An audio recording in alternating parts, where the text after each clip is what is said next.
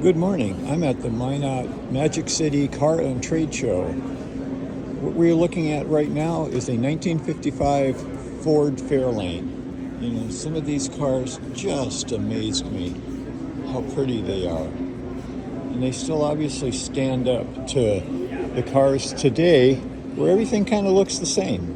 You know, these are kind of unique. I love the hubs. I love the hood ornament. I'm sure you can see a good amount of leather on the inside. This is just a winner of a car.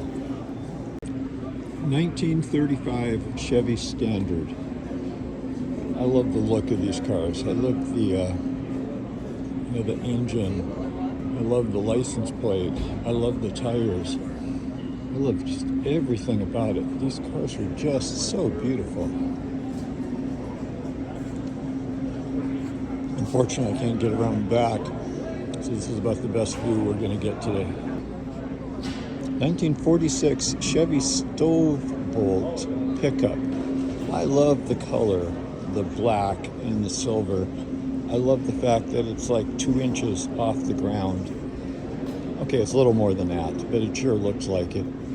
This thing looks like it could fly. And it could probably even carry the groceries back from the store. Looking good there, sir. Here we have a 1937 Oldsmobile, model L37. I've never heard a model without some kind of a name, but that's, I guess, kind of unique. I love the way the hood opens up into split sides. We could easily work, get a little closer maybe to something. This car is just spectacular. It looks just gorgeous. 1967 Chevy SS Camaro, more kind of in my age. I remember seeing these things around when I was a little one, just kind of watching cars and hearing them as they make noise, and a little bit of rubber left on the road. I'm sure this thing could fly. 100 miles an hour is a piece of cake for cars like this. Here we have a 2017 Chevy Camaro Classic. It's got a signed authentication certificate from somebody at Chevy. Looks like whoever the vice president of marketing was this year.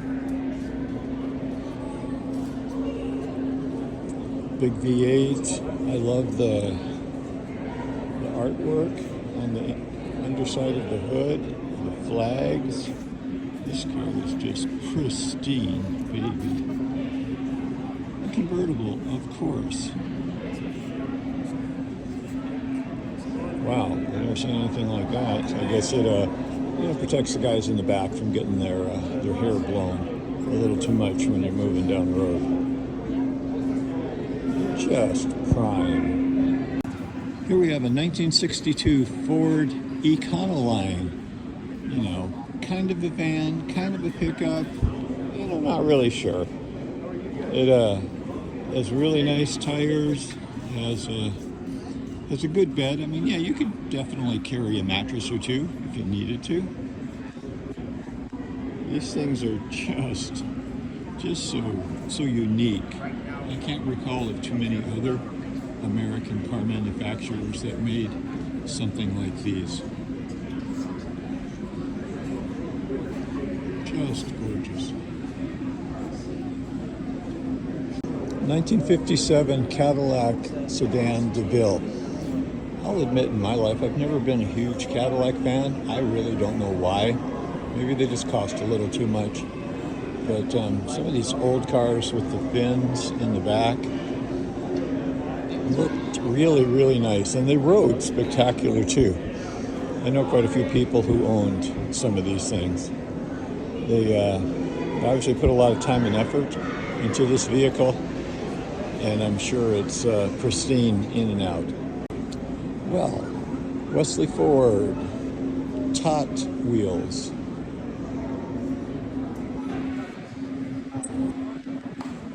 It's a nice paint job.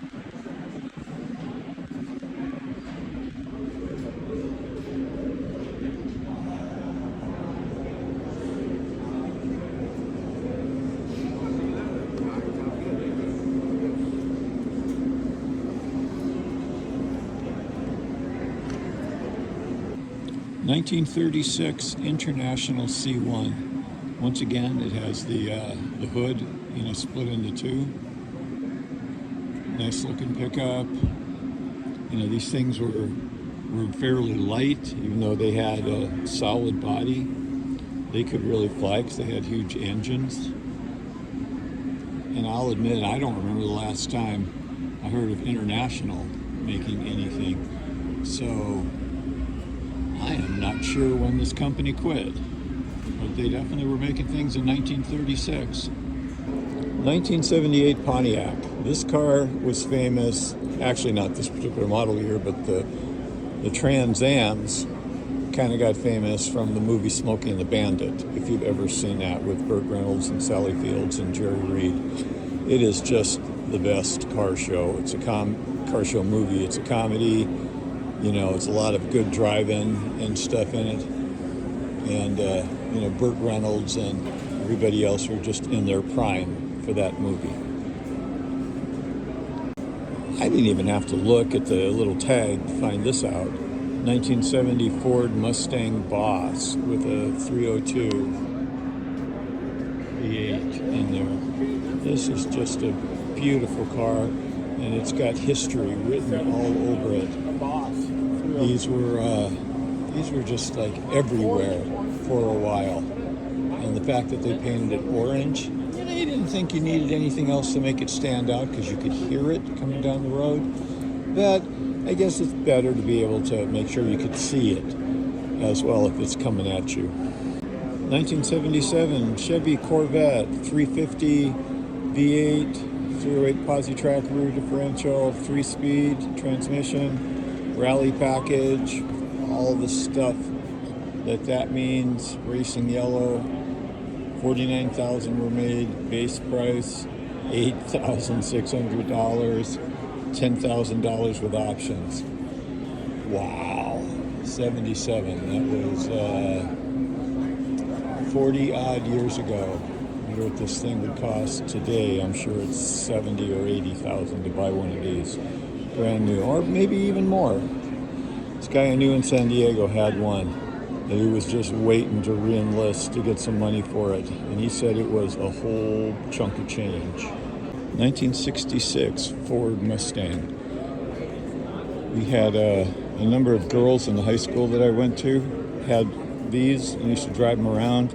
One of them, we used to joke, she loved your air conditioning so much that you could feel it on the side of the road when she passed you as she drove. I will admit I wasn't a big fan of this car back then, but it's starting to grow on me. And quite frankly, if somebody gifted it to me, I think I would take it. Again, 1966 Ford Mustang. 2000 Ford F-150 XLT. Nice truck. You can get a lot of work done with these things. Notice the rail to keep stuff, deer or whatever, out of your engine when you're on the road. I am looking down. I think I see one of my favorite cars. I'll get to that next. Beautiful truck. I love old Fords. 1984 Fiero. If you remember these things, I love these cars. I had a friend where I used to work in San Diego. She had one. She would go driving around, I think one of the interesting things about it was the engine was a little different. For the life of me, I think it was in the back, now that I think about it. But I'm not 100% sure about that. I guess I'm going to have to check that. And this was apparently a pace car for the 68 Indianapolis 500, May 27th, 1984. I think I remember seeing video of one of these cars going around the track. 1986 Mercury Grand Marquis, one of the classic large automobiles. You could definitely see these things coming. Two-door, had the style in white on the back roof. It's just a classic with the square headlights and the rims. Just a beaut. Well, apparently they like Corvettes here in Minot, North Dakota. Here's a 2023. I am looking to see. It looks like it's for sale. There's no price listed. It says it has every option you can get. 2023 ZS1 3LT. It says 30 miles. I'm like, wow. What do you think this is going to go for? Feel free to drop me a comment if if you have any idea. I'm sure it'll be a pretty penny. 2000 Pontiac Trans Am, 6-speed. Not like the Trans Am and Smokey and the Bear. They changed it a little bit, made it a little more stylish, I guess more aerodynamic. I don't know. I really like the old model, so this kind of really wasn't anything that interested me, just personally. But it's a beautiful looking car.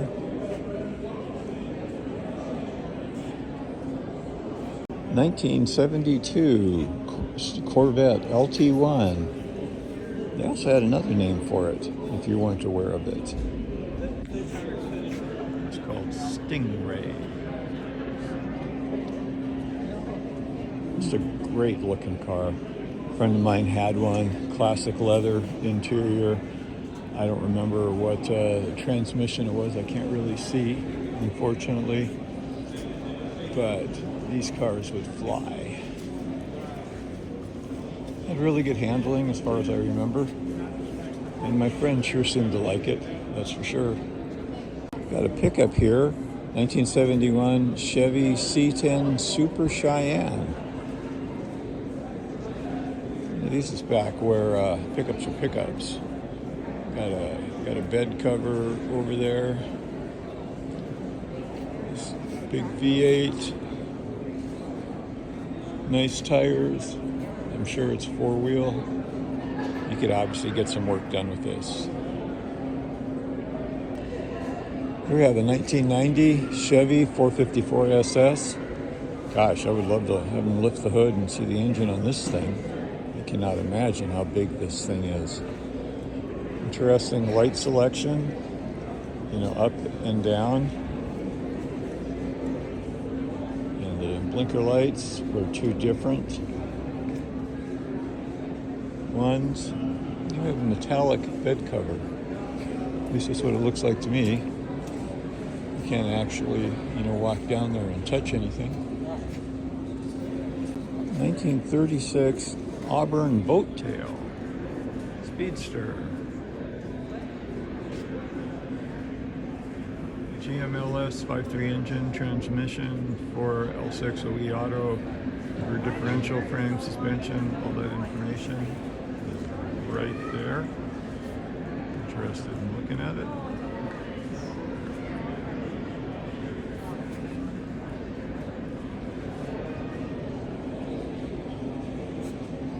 Nice headlights, narrow. With the exhaust right there. An interesting looking car. Get the little push metal down here if you needed to. 1973 Plymouth Duster. I know you hear me say this a lot, but I love this car. A guy at my high school had one, and he was a big fan of riding around in it and spinning tires and slinging rock. I think his was green, though, but it was a beautiful looking car, and it definitely could perform. I would see it on the freeways occasionally as I drove, my family's old station wagon, because, that's with my first car. Again, I'm sure there's not too many of these floating around. They look really, really, really nice. 1979 Chevy Corvette. It's like the 5th or the 6th one. And we're not even in the other room. There's one more room to look at with cars. Nice, convertible. Had the old T-top. I guess that's technically not a convertible, but you could get a little air. Leather, red, 4-speed, looking good. And now we have some stock cars that we're looking at. This is a 51X, owned by a guy in Stanley.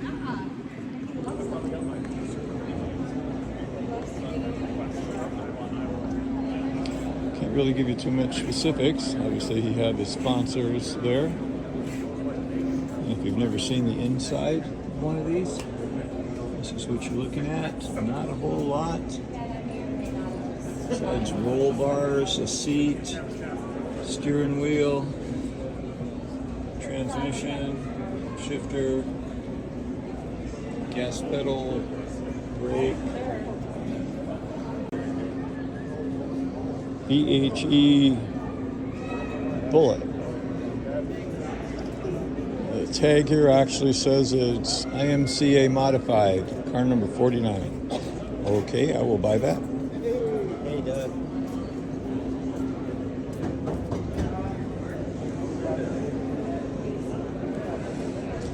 A little bit of PR there for somebody.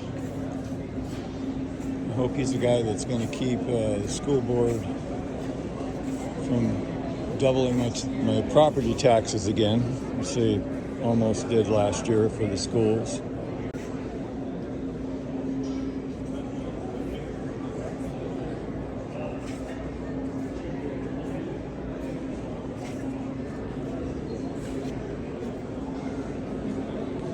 Good.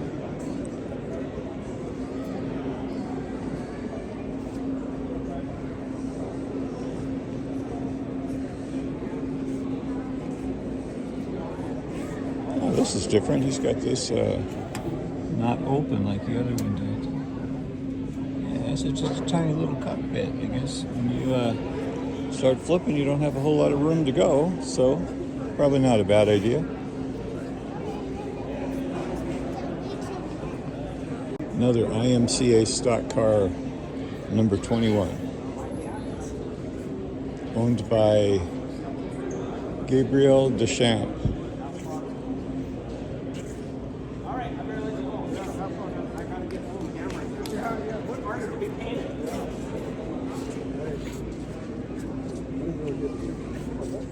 Well, there's not so many.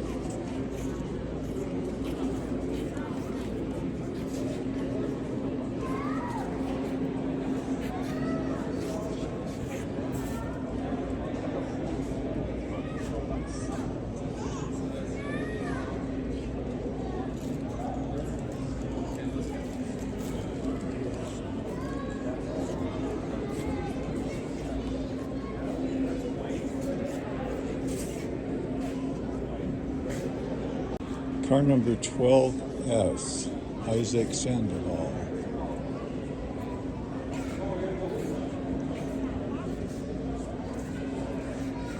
The guy who's got his cage pretty enclosed. That was good. Thank you.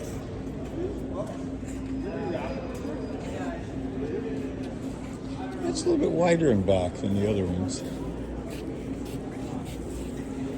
Excuse me.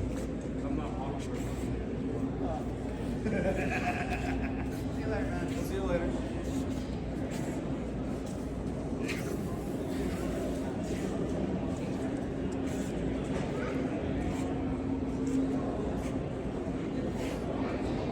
Car 7S, driven by Sean Green. Attention to detail. Actually kind of cool.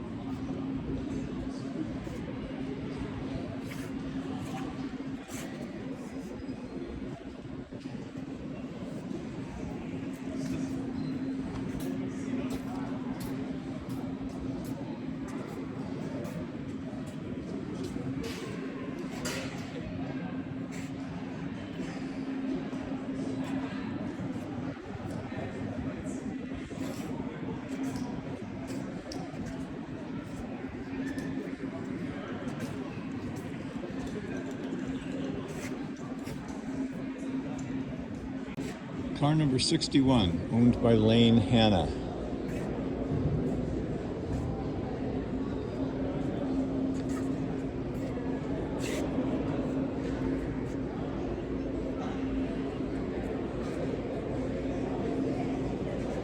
Wow, I wonder who this Angry Duck website is. I might have to take a look at it.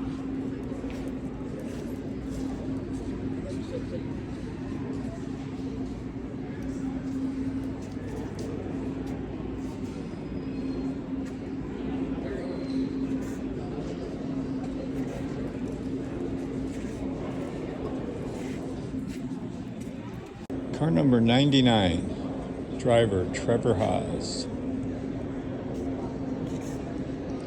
Really likes Scooby-Doo.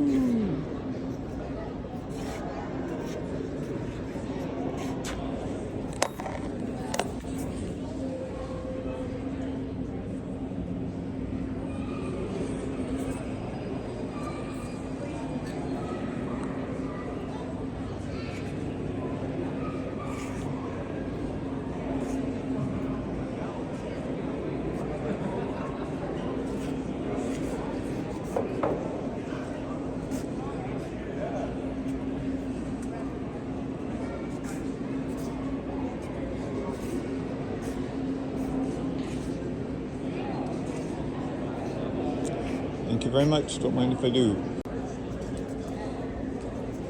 Car number 82, driven by Cole Hansu.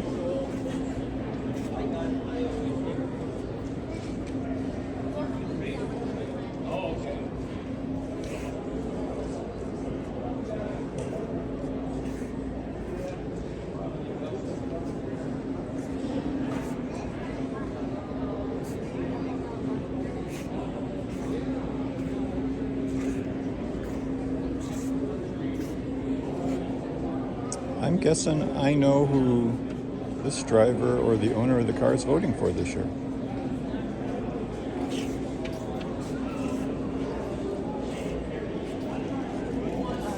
Car number 82T, owned by Tyson Grinstead of Stanley.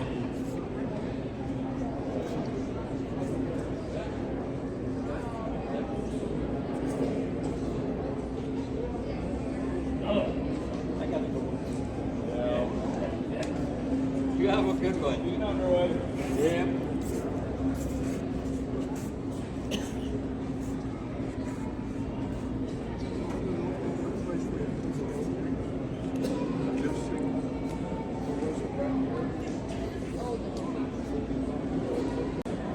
Car number 70, hobby stock.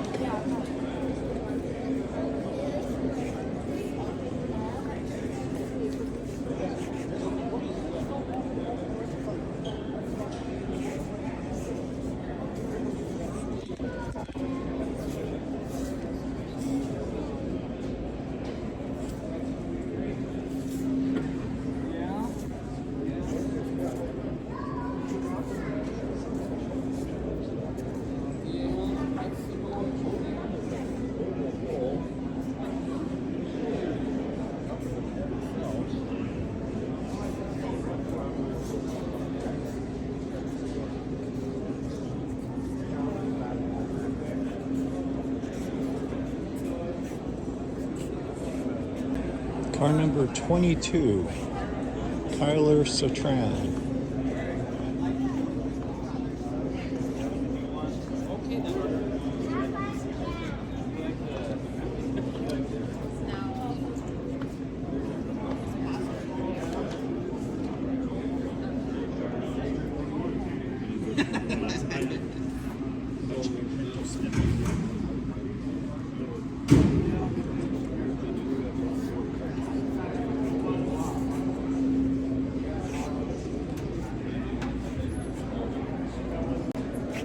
Car number 22, again owned by Kyler Satran. I guess this guy likes to own cars, or drive cars anyway.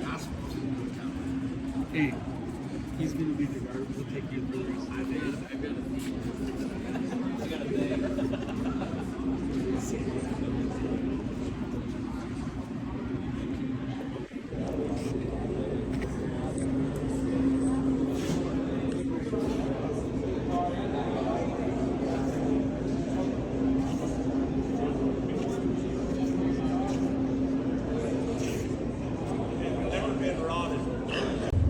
number 53. American Truck and Trailer company I bought my plow from.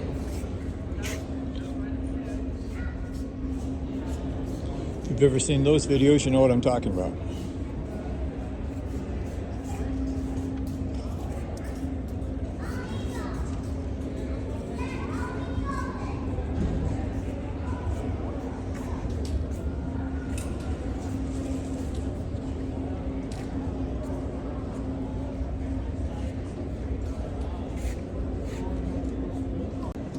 Car number 35L, driven by Jesse Long.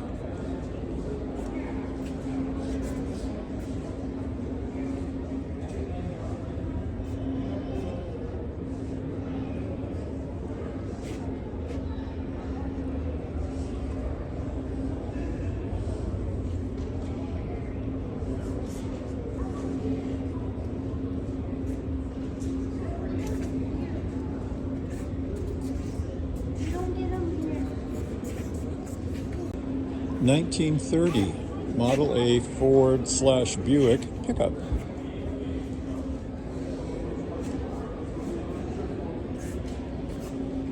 And I'd really like to hear some of these cars start up, see exactly how loud they are, without all the safety and clean air emissions and all that stuff. I'm sure these things would rattle your teeth if you were anywhere near it.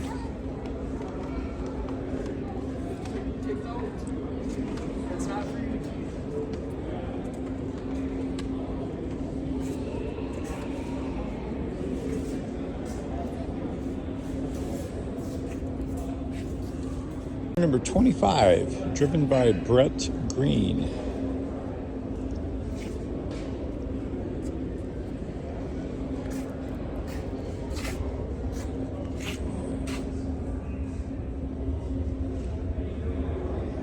Well, I hope he's got a steering wheel somewhere, or the strongest fingers I've ever seen.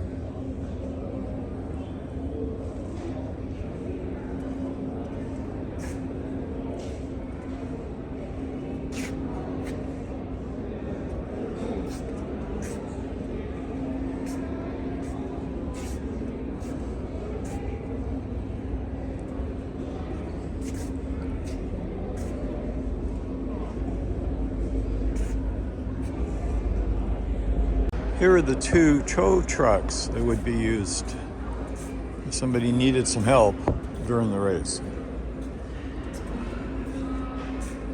Yeah, I'm sure this thing could pull some serious action.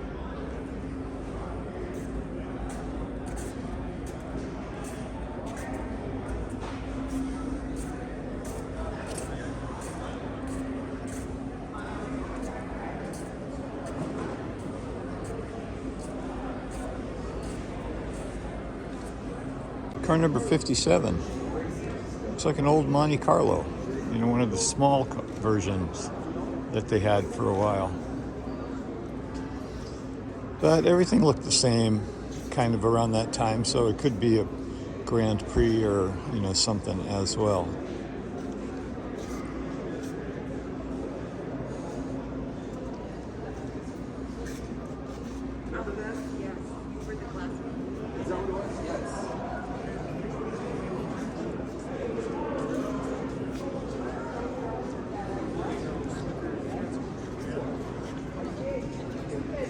These they have a special name for, and at the moment I'm not really sure what it was. It's been a while since I've been to a stock car race. I call them suicide jockeys, but there's probably something else that's a little more correct.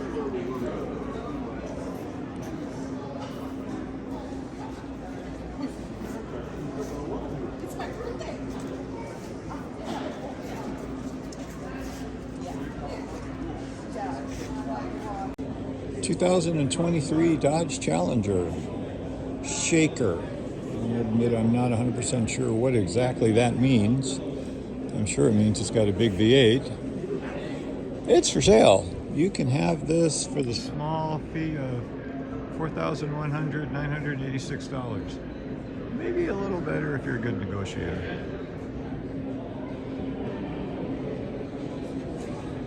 I love these Challengers. They actually do come with all-wheel drive. And I guess if you keep your foot off the gas, you know, the miles per gallon isn't that bad. And I would imagine with this, if you floored it, you would feel it sinking back into the seat. 1970 Chevy El Camino. Back when people weren't sure if they wanted a hot rod or a pickup. I guess station wagon with the back cut off. You got just a little bit of all three.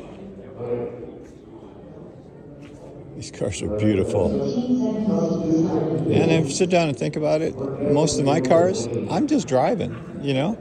My wife and I might go for a ride, but we don't have kids. You don't really carry anybody around except some groceries. I think something like this would work just fine. Can't imagine how much it would be for sale for, but maybe I'll check into something like this. IROC Camaro. Does anybody remember these?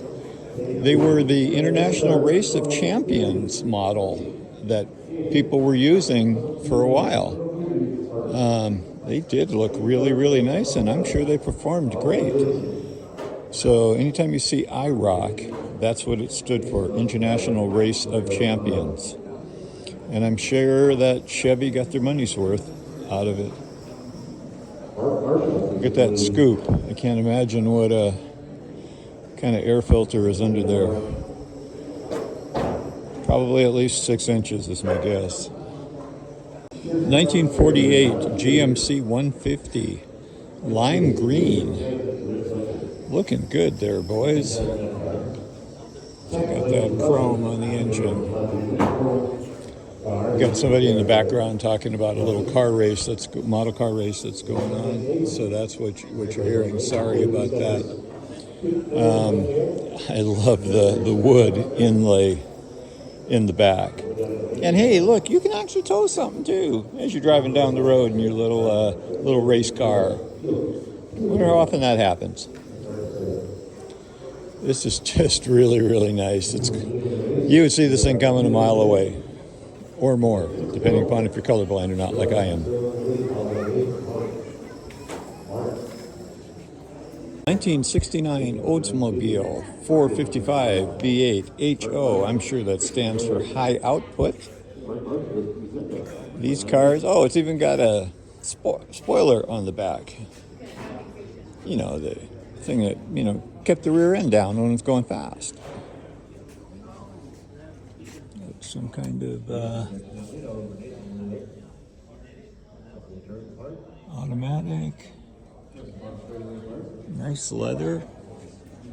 Two-door, obviously. What sports car back then wasn't a two-door? Today, it seems like everything's a four-door.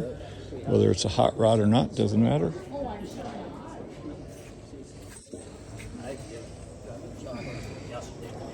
You guys want to pause it and take a good look at this, feel free.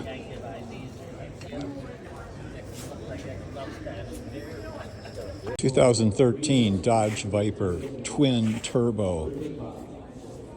These things had just fantastic engines, and they would run for days.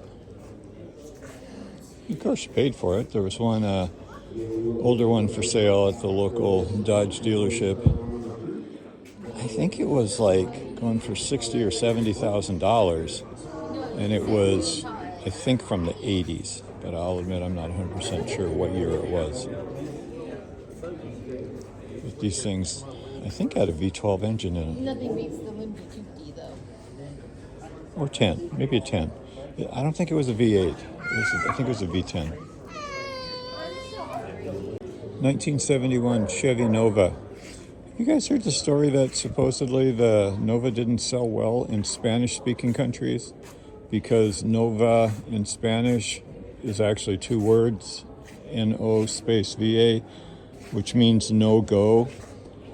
I mean, I've heard that story for years, but I'll admit I finally looked it up online, and there's a whole lot of debate as to whether it actually happened. Most people say it didn't. But it's a great car, and no matter what the name, I'm sure it sold wonderful in Spanish-speaking countries. I love this paint job. This black. Seeing this thing coming just flying down the road would have just given me goosebumps. 1966 Pontiac GTO. Just like the Nova. Seeing this thing coming down the road, goosebumps. A loud V8, probably glass packs, at least a 4-barrel carb. You know, could be more. I've seen some cars had 6 packs. Named Dorothy, okay. It looks like it's going 100 miles an hour just sitting here. So I'm gonna have to remember Dorothy. Maybe I'll see her sometime in the future and sweet talk the owner into giving me a ride.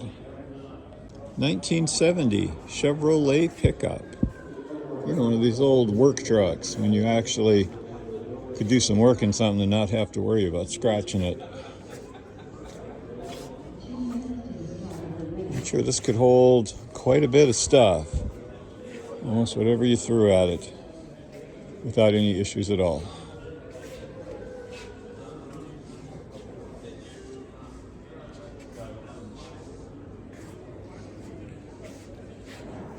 What would a car show in North Dakota be without vintage snowmobiles? We got a bunch of them here. All restored. I'm assuming they're all operational, or they wouldn't be here.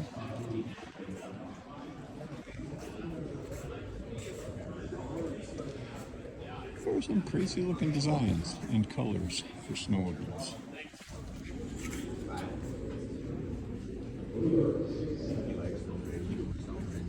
If you guys really like this, let me know and I'll come back and see if I can do a more detailed video on snowmobiles. Oh, race model. And hey, look, we got some for sale down here too.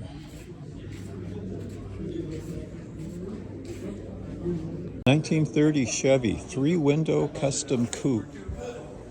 Wow, it's got some award. It's People's Choice. Ozark County Cruisers Car Show, Best of Show Modified.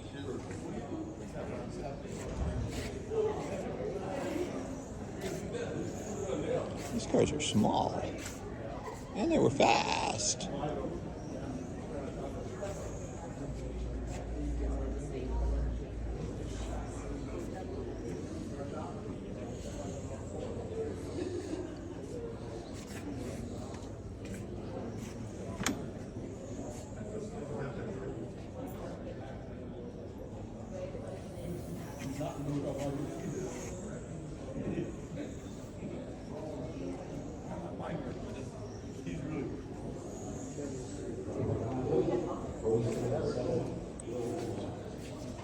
Here we have a 2023 Chevy Yenko Camaro, 750 horsepower engine.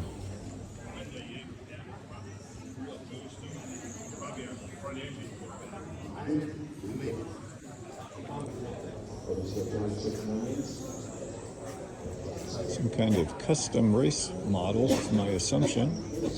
I'll admit I've never heard it before. It does look really, really nice.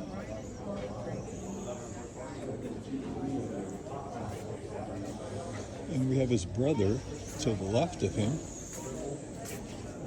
And look at that, it's pretty much the same thing. Except it's a 2024. So it's his baby brother.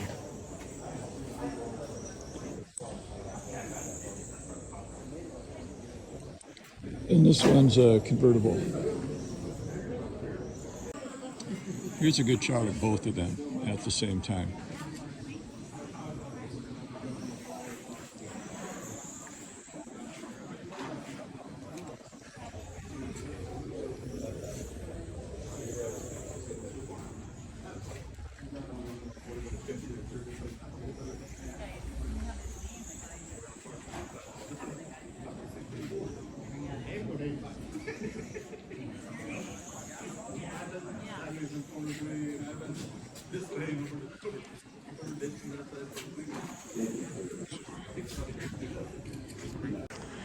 2024 Yanko SC Camaros.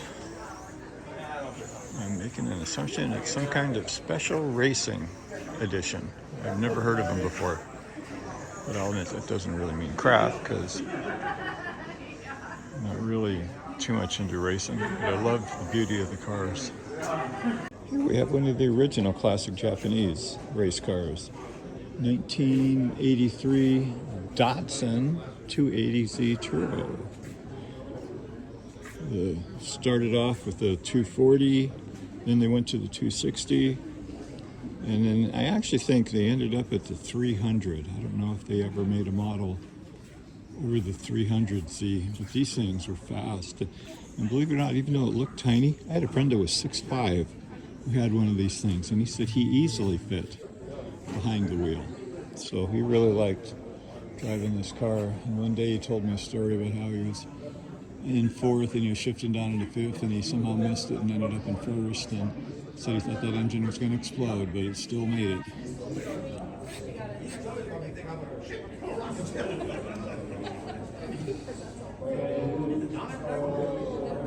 And what would a car show be without some motorcycles?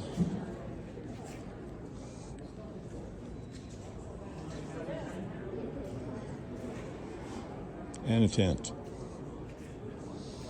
Not 100% sure what the tent is here for, but okay.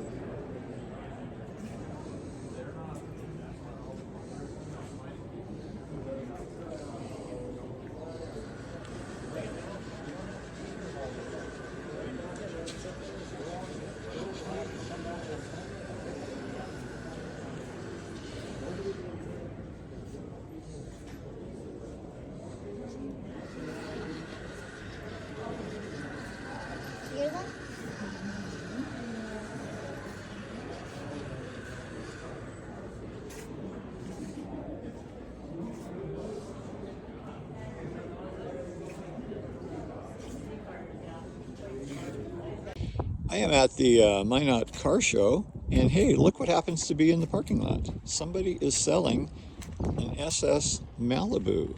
Nice paint job, black and yellow. $25,000. There's the phone number if anybody's interested. I'll admit at the moment I'm not, but this looks like a good car, and it's even a North Dakota Pioneer license plate. Yes, another car video from the Minot Car Show. This is something that's interesting. A 67 Chevy SS Camaro is for sale. I'll admit I don't know anything about it. Don't know the mileage, don't know the repair history, don't know anything. But it looks really nice. 67 Chevy SS Camaro, Craig Tomlinson. And here's the specifics if anybody's looking to make a phone call about a purchase. I'm sure something can be arranged. Oops, had a little accident there.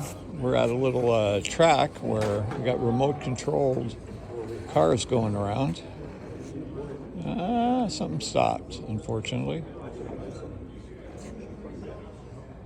You know, back at the track, some of these cars, these guys are very good. I think, sorry about that comment, I only see men, so that's why I made the guys comment. Dan and I, 8/10 of a second apart. The white Mustang coming on the straightaway now is the leader. The purple Camaro is number 2. Yellow Javelin, oh no, yeah, the yellow Javelin is number 3. And the green, what is that, Crown? It's number 4. Is it Crown? Sorry, I'm not a vintage Trans Am connoisseur. I only know that.